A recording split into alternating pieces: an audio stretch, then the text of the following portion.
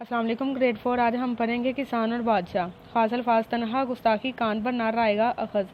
شیخ Saadi نے زندگی کا زیادہ تر حصہ علم حاصل کرنے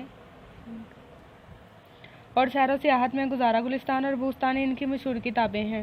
حکایات ان واقعات کو کہتے ہیں جو کسی شخصیت نے اپنے علم، تجربے اور عمل سے اخذ کیے ہوں۔ حکایات سے لوگ دانائی کی باتیں سیکھتے ہیں۔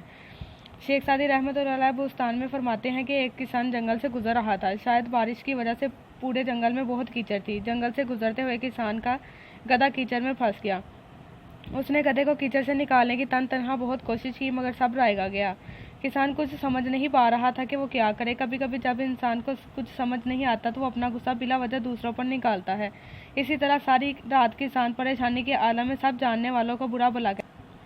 اس کی زبان سے نہ دشمن بچا نہ دوست اور نہ ہی بادشاہ، کیونکہ جنگل بادشاہ کی سلطنت کا حصہ تھا۔ اتفاقاً بادشاہ کا اپنے غلاموں کے ساتھ جنگل سے گزر ہوا۔ سب نے سنا تھا کہ ایک کسان بادشاہ کو برا بھلا کہہ رہا ہے۔ اچانک کسان کی نظر بادشاہ پر پڑی۔ وہ بہت پریشان ہوا کہ بادشاہ نے سب کچھ سن لیا ہے، اب اس کا انجام بہت برا ہوگا۔ اسی وقت غلاموں نے بادشاہ کے کان بھرنا شروع کر دیے۔ ایک بولا، یا بادشاہ اس شخص کی گردن تلوار سے اڑا دی جائے کیونکہ اس نے آپ کی شان میں گستاخی کی ہے۔ دوسرا غلام بولا، یا بادشاہ اس کو قید خانے میں ڈال دیا جائے کیونکہ اس نے نہ صرف آپ کو برا بھلا کہا بلکہ آپ کے خاندان کی برائی بھی کی ہے۔ بادشاہ نے مجبور کسان کی طرف دیکھا جس کا گدھا کیچڑ میں پھنسا ہوا تھا۔ بادشاہ کو کسان کی حالت پر رحم آ گیا۔ اس نے کسان کی نامناسب باتوں کو معاف کر دیا اور اپنے غصے کو پی گیا۔ بادشاہ نے کسان کو انعام و اکرام سے نوازا اور ایک سفید گھوڑا بھی انعام دیا۔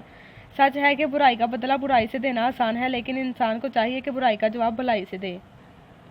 اب ہم اس کی مشق کی طرف آتے ہیں۔ بہت سے مشکل الفاظ 4 سے زیادہ حروف سے بنے ہوئے ہوتے ہیں، لیکن مشکل الفاظ کے توڑ جوڑ سیکھنے سے انسان الفاظ کی املا آسان ہو جاتی ہے۔ اب ہم اس سبق میں موجود مشکل الفاظ کے توڑ جوڑ سیکھیں گے۔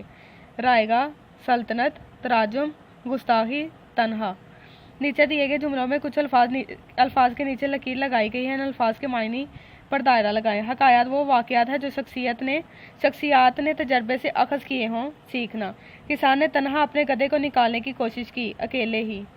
کسان کی کوششیں رائگاں گئی، بیکار۔ غلاموں نے بادشاہ کے کان بھرے، چغلی خانہ۔ غلاموں نے کہا کہ کسان نے گستاخی کی ہے، بے ادبی۔ ان الفاظ کے جملے بنائیں۔ الفاظ جملے: تنہا وہ تنہا میدان میں کود پڑا۔ گستاخی، غلاموں نے بادشاہ کے ساتھ گستاخی کی۔ کان بھرنا، ملکہ نے بادشاہ کے کان بھرے۔ رائے گاہ، زندگی رائے گاہ نہیں جاتی۔ اخذ، سائنسدانوں نے بہت سے تجربات اخذ کیے۔ مشہور، لاہور کا مشہور شہر ہے۔ لاہور ایک مشہور شہر ہے۔ مندرجہ ذیل سوالات کے جوابات دیں۔ کسان کے گدھے کو کیا ہوا؟ گدھا کیچڑ میں پھنس گیا۔ کسان نے پریشانی کے عالم میں کیا کیا؟ بادشاہ اور سب جاننے والوں کو برا بھلا کہا۔ بادشاہ نے کسان کے ساتھ کیسا سلوک کیا؟ اسے معاف کر کے انعام بھی دیا۔ اس حکایات سے ہمیں کیا سبق ملتا ہے؟ برائی کا جواب اچھائی سے دینا چاہیے اور مشکل وقت میں لوگوں کی مدد کرنی چاہیے۔ شیخ سعدی کی چند مشہور حکایات کے نتائج مندرجہ ذیل ہیں، ان کے معنی لکھیں۔ نصیحت کی بات چاہے کڑوی ہو قبول کرو، سچی بات بری بھی لگے اس پر عمل ضرور کرو۔ بے موقع بولنے کی عادت سے گونگا بہرا ہو جانا بہتر ہے۔ فضول اور بلا وجہ بولنے سے خاموشی بہتر ہے۔ کسی کے عیب ظاہر نہ کرو، لوگوں کی برائیاں دنیا کے سامنے مت بیان کرو۔ کسی کو اچھے عمل سے خوشی دینا 1000 سجدے کرنے سے بہتر ہے۔ خدمت خلق عبادت سے بہتر ہے۔ جب کسی دوسرے کے قول یا کہی بات کو لکھا جاتا ہے تو اس کے شروع اور آخر میں جو علامت استعمال کی جاتی ہے اسے وہ وین کہتے ہیں۔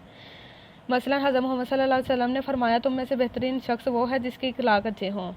نیچے کچھ جملے دیے گئے ہیں، اس میں واو وین کا استعمال کریں۔ ابو نے کہا تمہیں پڑھائی میں اور زیادہ محنت کرنی چاہیے۔ ابو نے کہا تمہیں پڑھائی میں اور زیادہ محنت کرنی چاہیے۔